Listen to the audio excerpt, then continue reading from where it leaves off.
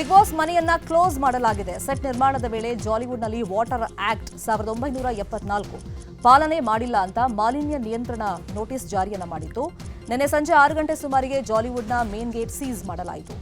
ರಾಮನಗರ ತಹಶೀಲ್ದಾರ್ ತೇಜಸ್ವಿನಿ ನೇತೃತ್ವದಲ್ಲಿ ಸೀಸ್ ಮಾಡಲಾಗಿದೆ. ಇನ್ನು ಬಿಗ್ ಬಾಸ್ ಸ್ಪರ್ಧಿಗಳನ್ನ ಈಗಲ್ಟನ್ ರೆಸಾರ್ಟ್ಗೆ ಶಿಫ್ಟ್ ಮಾಡಲಾಗಿದೆ. ಸ್ಪರ್ಧಿಗಳನ್ನ ಕೂಡಲೇ ಮನೆಗಳಿಗೆ ಕಳಿಸೋದು ಡೌಟ್ ಅನ್ನೋ ಮಾಹಿತಿ ಇದೆ. ಸ್ಪರ್ಧಿಗಳನ್ನ ಕರೆದೊಯ್ದು ಬಿಗ್ ಬಾಸ್ ಮ್ಯಾನೇಜ್ಮೆಂಟ್ ಸುಮಾರು 5-6 ಕಾರ್ಗಳಲ್ಲಿ ಕರ್ಕೊಂಡು ರೆಸಾರ್ಟ್ಗೆ ಶಿಫ್ಟ್ ಮಾಡಿದೆ. ಬಿಗ್ ಬಾಸ್ ಮನೆಯಿಂದ ಹೊರಕ್ಕೆ ಬಂದ ಬಳಿಕ 2-3 ಕಾರ್ಗಳಲ್ಲಿ ಸ್ಪರ್ಧಿಗಳನ್ನ ಕೂರಿಸಿಕೊಂಡು ಕೆಂಗೇರಿವರೆಗೂ ಬಂದು ಮತ್ತೆ ಬಿಡದಿ ಕಡೆ ವಾಪಸ್ ತಿರುಗಿಸಿಕೊಂಡು ಹೋದಂತ ಘಟನೆ ನಡೆದಿದೆ. ಮಾಧ್ಯಮದವರನ್ನ ಡೈವರ್ಟ್ ಮಾಡೋದಕ್ಕೆ ವೇಗವಾಗಿ ಕಾರ್ ಚಾಲಕ ಹೋಗುವಾಗ ಕಾರ್ ಪಂಕ್ಚರ್ ಆಗಿರುವಂತ ಘಟನೆಯೂ ಸಂಭವಿಸಿದೆ. ಬಿಗ್ ಬಾಸ್ ಶೋ ನಡೀತಾ ಇದ್ದ ಜಾಲಿವುಡ್ ಸ್ಟುಡಿಯೋಗೆ ಬೀಗ ಕುರಿತಂತೆ ಅರಣ್ಯ ಸಚಿವ ಈಶ್ವರ್ ಖಂಡ್ರೆ ಪ್ರತಿಕ್ರಿಯೆಯನ್ನ ಕೊಟ್ಟಿದ್ದಾರೆ. ಸ್ಟುಡಿಯೋಗೆ ರಾಮನಗರ ಪ್ರಾದೇಶಿಕ ಕಚೇರಿ ಅಧಿಕಾರಿಗಳು ಹಿಂದೆನೇ ನೋಟಿಸ್ ಅನ್ನ ಕೊಟ್ಟಿದ್ದಾರೆ. ಆದರೆ ಅವರು ನೋಟಿಸ್ಗೆ ಉತ್ತರವನ್ನ ಕೊಟ್ಟಿರಲಿಲ್ಲ. ಹೀಗಾಗಿ ಕಾನೂನಿನ ಪ್ರಕಾರವೇ ಕ್ರಮವನ್ನ ಕೈಗೊಳ್ಳಲಾಗಿದೆ. ಕಾನೂನಿಗಿಂತ ಯಾರು ದೊಡ್ಡವರಿಲ್ಲ ಅಂತ ಹೇಳಿದ್ದಾರೆ.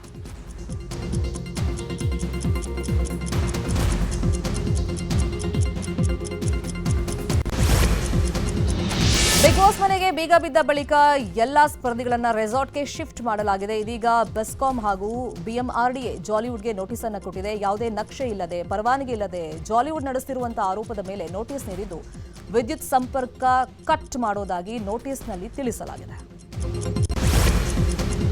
ಬಿಗ್ ಬಾಸ್ ಮನೆಗೆ ಬೀಗ ಹಾಕಿದ ಪರಿಣಾಮ ಸದ್ಯ ಶೋ ಸ್ಥಗಿತಗೊಂಡಿದೆ. ಇವತ್ತು ಬಿಗ್ ಬಾಸ್ ತಂಡ ಕೋರ್ಟ್ ಮೊರೆ ಹೋಗುವಂತ ಸಾಧ್ಯತೆ ಇದೆ. ತ್ವರಿತವಾಗಿ ವಿಚಾರಣೆ ನಡೆಸುವಂತೆ ಬಿಗ್ ಬಾಸ್ ಟೀಮ್ ಕೋರ್ಟ್ನಲ್ಲಿ ಮನವಿ ಮಾಡುವಂತ ಸಾಧ್ಯತೆ ಇದೆ. ಒಂದು ವೇಳೆ ತ್ವರಿತವಾಗಿ ವಿಚಾರಣೆ ನಡೆದು ಶೀಘ್ರ ತಡೆಯಾಜ್ಞೆ ಸಿಕ್ಕರೆ ಶೋ ಮತ್ತೆ ಆರಂಭವಾಗುವಂತ ಸಾಧ್ಯತೆ ಇದೆ. ರೌಡಿ ಶೀಟರ್ ಬಿಕ್ಲು ಶಿವ ಕೊಲೆ ಪ್ರಕರಣದಲ್ಲಿ ಮಾಜಿ ಸಚಿವ ಬೈರತಿ ಬಸವರಾಜ್ಗೆ ಬಂಧನದ ಭೀತಿ ಎದುರಾಗಿದೆ. ಇವತ್ತು ಹೈಕೋರ್ಟ್ನಲ್ಲಿ ಶಾಸಕ ಬೈರತಿ ಬಸವರಾಜ್ ಭವಿಷ್ಯ ನಿರ್ಧಾರವಾಗಲಿದೆ. ಬೈರತಿ ಬಸವರಾಜ್ ಅವರನ್ನ ಕಸ್ಟಡಿಗೆ ಕೊಡಬೇಕಾ ಅಥವಾ ವಿಚಾರಣೆಗೆ ಸೂಚಿಸಬೇಕಾ ಎಂಬ ಬಗ್ಗೆ ಹೈಕೋರ್ಟ್ ತಿಳಿಸುತ್ತೆ. ಇವತ್ತು ಹೈಕೋರ್ಟ್ನಲ್ಲಿ ಬೈರತಿ ಬಸವರಾಜ್ ಅರ್ಜಿ ವಿಚಾರಣೆ ನಡೆಯಲಿದ್ದು ಕೋರ್ಟ್ ತೀರ್ಪನ್ನ ಕೊಡುತ್ತೆ. ಸಾಗರ ಬಸ್ ನಿಲ್ದಾಣದಲ್ಲಿ ಭಾರೀ ಸಮಸ್ಯೆ ಇದೆ ಅನ್ನೋ ಮಾತುಗಳು ಕೇಳಿಬರ್ತಾ ಇದೆ. ಬಸ್ಗಳಿಗೆ ಸರಿಯಾಗಿ ಬೋರ್ಡ್ ಹಾಕೋಕೂ ಸರ್ಕಾರದ ಹತ್ರ ದುಡ್ಡಿಲ್ವಾ ಅಂತ ಜನ ಪ್ರಶ್ನೆ ಮಾಡ್ತಾ ಇದ್ದಾರೆ. ಸಾಗರದಿಂದ ಮಂಗಳೂರಿಗೆ ತೆರಳಬೇಕಾಗಿದ್ದ ಕೊನೆಯ ಕೆಎಸ್ಆರ್ಟಿಸಿ ಬಸ್ ಬೋರ್ಡ್ ಇಲ್ಲದೆ ನಿಲ್ದಾಣಕ್ಕೆ ಬಂದಿದೆ. ಆದರೆ ಪ್ರಯಾಣಿಕರಿಗೆ ಸರಿಯಾದ ಮಾಹಿತಿ ಇಲ್ಲದ ಕಾರಣ ಪ್ರಯಾಣಿಕರು ಪರದಾಡಿದ್ದಾರೆ. ಬಸ್ಗಳಿಗೆ ಬೋರ್ಡ್ ಬದಲಾವಣೆ ಮಾಡೋಕ್ಕಾಗದಷ್ಟು ಸರ್ಕಾರದ ಖಜಾನೆ ಖಾಲಿಯಾಗಿದೆಯಾ ಅಂತ ಜನ ಪ್ರಶ್ನೆ ಮಾಡ್ತಾ ಇದ್ದು, ಸಂಘ ಸಂಸ್ಥೆಗಳು ಬೋರ್ಡ್ಗಳನ್ನು ದಾನವಾಗಿ ಕೊಡಬೇಕಾ ಅಂತಾನೂ ಕೇಳ್ತಾ ಇದ್ದಾರೆ. ತುಮಕೂರು ಜಿಲ್ಲೆ ಮಾರ್ಕೋನಹಳ್ಳಿ ಡ್ಯಾಂನಲ್ಲಿ 7 ಜನರು ಕೊಚ್ಚಿ ಹೋಗಿದ್ದಾರೆ. ಮೃತರ ಕೊನೆ ಕ್ಷಣದ ವಿಡಿಯೋ ಲಭ್ಯವಾಗಿದೆ. ಮಕ್ಕಳೊಂದಿಗೆ ನೀರಿನಲ್ಲಿ ಆಟವಾಡ್ತಾ ಇದ್ದ ಕಡೆ ಕ್ಷಣದ ವಿಡಿಯೋ ಲಭ್ಯವಾಗಿದೆ. ತಾಯಿ 5 ಮಕ್ಕಳೊಂದಿಗೆ ಆಟವಾಡ್ತಾ ಇದ್ದ ವೇಳೆ ಸೈಫನ್ನಿಂದ ರಭಸವಾಗಿ ಹರಿದು ಬಂದ ನೀರಿನಲ್ಲಿ ಕೊಚ್ಚಿ ಹೋಗಿದೆ ಇಡೀ ಕುಟುಂಬ. ಕೊಚ್ಚಿ ಹೋದವರ ಪೈಕಿ ಒಬ್ಬರನ್ನ ರಕ್ಷಣೆ ಮಾಡಿ ಚುಂಚನಗಿರಿ ಆಸ್ಪತ್ರೆಗೆ ಸೇರಿಸಲಾಗಿದೆ. ಮೃತದೇಹಗಳನ್ನು ಆದಿಚುಂಚನಗಿರಿ ಆಸ್ಪತ್ರೆಯಲ್ಲಿ ಇರಿಸಲಾಗಿದೆ. ಮಾಜಿ ಪ್ರಧಾನಿ ಎಚ್.ಡಿ. ದೇವೇಗೌಡರು ಮತ್ತೆ ಅನಾರೋಗ್ಯಕ್ಕೀಡಾಗಿದ್ದಾರೆ. ಎಚ್.ಡಿ. ದೇವೇಗೌಡರ ಆರೋಗ್ಯದಲ್ಲಿ ಏರುಪೇರು ಹಿನ್ನೆಲೆಯಲ್ಲಿ ಅವರನ್ನು ಮಣಿಪಾಲ್ ಆಸ್ಪತ್ರೆಗೆ ದಾಖಲಿಸಿ ಚಿಕಿತ್ಸೆಯನ್ನು ಕೊಡಿಸಲಾಗ್ತಾ ಇದೆ. ಇನ್ನು ಎಚ್.ಡಿ. ರೇವಣ್ಣ ಸೇರಿದಂತೆ ಹಲವರು ಆಸ್ಪತ್ರೆಗೆ ತೆರಳಿ ಗೌಡರ ಆರೋಗ್ಯವನ್ನು ವಿಚಾರಿಸಿದ್ರು. ಸದ್ಯ ದೇವೇಗೌಡರ ಆರೋಗ್ಯದಲ್ಲಿ ಚೇತರಿಕೆ ಕಂಡಿದ್ದು ನಾಳೆ ಡಿಸ್ಚಾರ್ಜ್ ಆಗುವಂತ ಸಾಧ್ಯತೆ ಇದೆ. ಧರ್ಮಸ್ಥಳ ಬುರುಡೆ ಪ್ರಕರಣದ ತನಿಖೆ ಅಂತಿಮ ಘಟ್ಟವನ್ನು ತಲುಪಿದೆ. ಸರ್ಕಾರಕ್ಕೆ ಅಂತಿಮ ವರದಿ ಸಲ್ಲಿಸಲು ಎಸ್ಐಟಿ ಅಧಿಕಾರಿಗಳು ಸಿದ್ಧತೆಯನ್ನು ನಡೆಸ್ತಾ ಇದ್ದಾರೆ. ಸದ್ಯ ದಾಖಲೆ ಸೇರಿದಂತೆ ಹಲವು ಸಾಕ್ಷ್ಯ ಹಾಗೂ ಹೇಳಿಕೆ ದಾಖಲು ಪ್ರಕ್ರಿಯೆ ನಡೀತಾ ಇದೆ. ಧರ್ಮಸ್ಥಳ ಸ್ನಾನಘಟ್ಟ, ಬಂಗ್ಲೆಗುಡ್ಡ ಬಳಿ ಹೂತ ಶವಗಳ ಬಗ್ಗೆ ಮಾಹಿತಿ ಸಂಗ್ರಹವನ್ನ ಮಾಡಲಾಗ್ತಾ ಇದೆ. ಪ್ರಕರಣಗಳಿಗೆ ಸಂಬಂಧಿಸಿದ ವ್ಯಕ್ತಿಗಳ ಹೇಳಿಕೆ ದಾಖಲು ಮಾಡಲಾಗ್ತಾ ಇದೆ.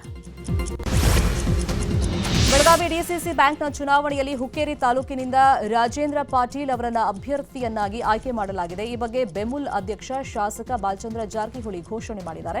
ಖಾಸಗಿ ಹೋಟೆಲ್ನಲ್ಲಿ ಆಯೋಜನೆ ಮಾಡಿದ ಹುಕ್ಕೇರಿ ತಾಲೂಕಿನ 41 ಪಿಕೆಪಿಎಸ್ಗಳ ಮತದಾರರನ್ನ ಉದ್ದೇಶಿಸಿ ಮಾತನಾಡಿದ ಅವರು ರಾಜೇಂದ್ರ ಪಾಟೀಲ್ ಗೆಲುವಿಗೆ ಶ್ರಮಿಸುವಂತೆ ವಿನಂತಿಯನ್ನ ಮಾಡಿಕೊಂಡಿದ್ದಾರೆ.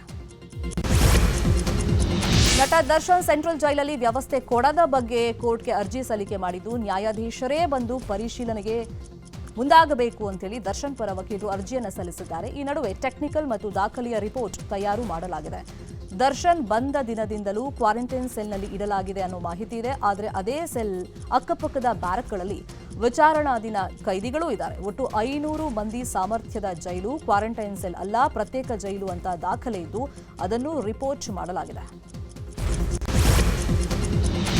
ಜೈಲಲ್ಲಿ ರೌಡಿ ಶೀಟರ್ ಗುಬ್ಬಚ್ಚಿ ಸೀನಾ ಬರ್ಡೇ ಪ್ರಕರಣದಲ್ಲಿ ಸರ್ವಿಸ್ ಪ್ರೊವೈಡರ್ಗಳಿಗೆ ಎಡಿಜಿಪಿ ದಯಾನಂದ್ ಕ್ಲಾಸ್ ತಗೊಂಡಿದ್ದಾರೆ.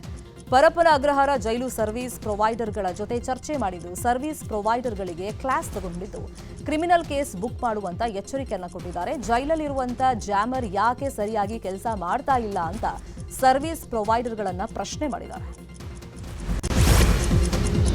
ನಿರೀಕ್ಷೆಯಂತೆ ಜಾತಿ ಜನಗಣತಿಯ ಸಮೀಕ್ಷೆಯ ಅವಧಿಯನ್ನ ವಿಸ್ತರಣೆ ಮಾಡಲಾಗಿದೆ. ಶಿಕ್ಷಕರನ್ನ ಸಮೀಕ್ಷೆಗೆ ಪೂರ್ಣ ಪ್ರಮಾಣದಲ್ಲಿ ಬಳಸಿಕೊಳ್ಳಲು ಸರ್ಕಾರ ತೀರ್ಮಾನಿಸಿದೆ.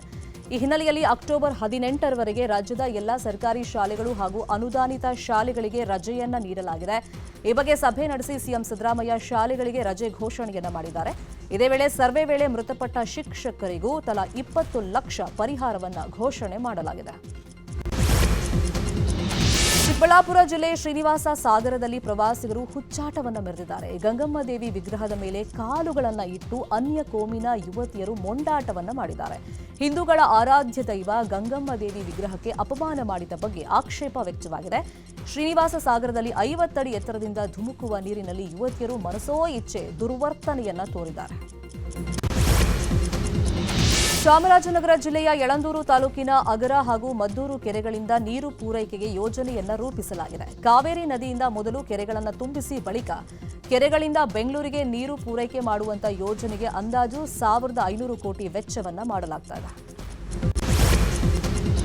ಚಾಮರಾಜನಗರ ಜಿಲ್ಲೆ ಕೊಳ್ಳೇಗಾಲ ತಾಲೂಕಿನ ಶಿವನ ಸಮುದ್ರದಲ್ಲಿರುವಂತಹ ಸಮೂಹ ದೇವಾಲಯಗಳಿಗೆ ಅನಿಲ್ ಕುಂಬ್ಳೆ ಭೇಟಿ ನೀಡಿ ವಿಶೇಷ ಪೂಜೆಯನ್ನ ಸಲ್ಲಿಸಿದ್ದಾರೆ. ಶ್ರೀ ಶಂಕರಾಚಾರ್ಯರು ರಚಿಸಿದ ಶ್ರೀಚಕ್ರ ಇರುವಂತ ಮೀನಾಕ್ಷಿ ಪ್ರಸನ್ನ ದೇವಾಲಯ ಹಾಗೂ ಶಿಂಷಾ ಮಾರಮ್ಮ ದೇವಾಲಯಗಳಿಗೆ ತಮ್ಮ ಪತ್ನಿ ಚೇತನಾ ಅವರೊಂದಿಗೆ ಭೇಟಿ ನೀಡಿ ದೇವರ ದರ್ಶನ ಪಡೆದು ವಿಶೇಷ ಪೂಜೆಯನ್ನ ಸಲ್ಲಿಸಿದ್ದಾರೆ. ಇಂದು ಲೋಕೋಪಯೋಗಿ ಇಲಾಖೆ ಸಚಿವ ಸತೀಶ್ ಜಾರಕಿಹೊಳಿ ಕೋಲಾರ ಜಿಲ್ಲೆಯ ಕೆಜಿಎಫ್ ಪ್ರವಾಸವನ್ನು ಹಮ್ಮಿಕೊಂಡಿದ್ದಾರೆ. ಸುಮಾರು 10 ಕೋಟಿ ವೆಚ್ಚದಲ್ಲಿ ಬೇತಮಂಗಲ ಹೋಬಳಿಯ ನಲ್ಲೂರು ಮತ್ತು ನತ್ತ ಗ್ರಾಮದ ಪಾಲಾರ್ ನದಿ ಕಾಲುವೆಗೆ ಅಡ್ಡಲಾಗಿ ನಿರ್ಮಿಸಿರುವಂತಹ ಸೇತುವೆ ಹಾಗೂ ಬಡಮಾಕಲಹಳ್ಳಿ ನಿರ್ಮಾಣವಾಗಿರುವಂತಹ ಸೇತುವೆ ಹಾಗೂ ರಸ್ತೆಯನ್ನು ಸತೀಶ್ ಜಾರಕಿಹೊಳಿ ಉದ್ಘಾಟನೆಯನ್ನ ಮಾಡಲಿದ್ದಾರೆ. ಹಿಮಾಚಲ ಪ್ರದೇಶದಲ್ಲಿ ಭಾರೀ ಮಳೆಯಾಗ್ತಾ ಇದ್ದು ಮಹಾಮಳೆ ಆರ್ಭಟಕ್ಕೆ ಬಸ್ ಮೇಲೆ ಬೆಟ್ಟ ಕುಸಿದು 18 ಮಂದಿ ದುರ್ಮರಣವನ್ನು ಹೊಂದಿದ್ದಾರೆ. ಬಿಲಾಸ್ಪುರ ಜಿಲ್ಲೆಯ ಬಲೂರ್ಘಾಟ್ ಬಳಿಯಲ್ಲಿ ಘಟನೆ ಸಂಭವಿಸಿದೆ. 30ರಿಂದ 35 ಪ್ರಯಾಣಿಕರನ್ನ ಹೊತ್ತೊಯ್ತಾ ಇದ್ದ ಬಸ್ ಮರೋಟನ್ನಿಂದ ಗುರ್ಮಾವಿನ್ಗೆ ತೆರಳುತ್ತಾ ಇತ್ತು. ಈ ವೇಳೆ ವಿಧಾನಸಭಾ ವಿಭಾಗದ ಬಾಲುಘಾಟ್ ಪ್ರದೇಶದಲ್ಲಿ ಬಸ್ ಮೇಲೆಯೇ ಗುಡ್ಡ ಕುಸಿದು ಬಿದ್ದಿದೆ.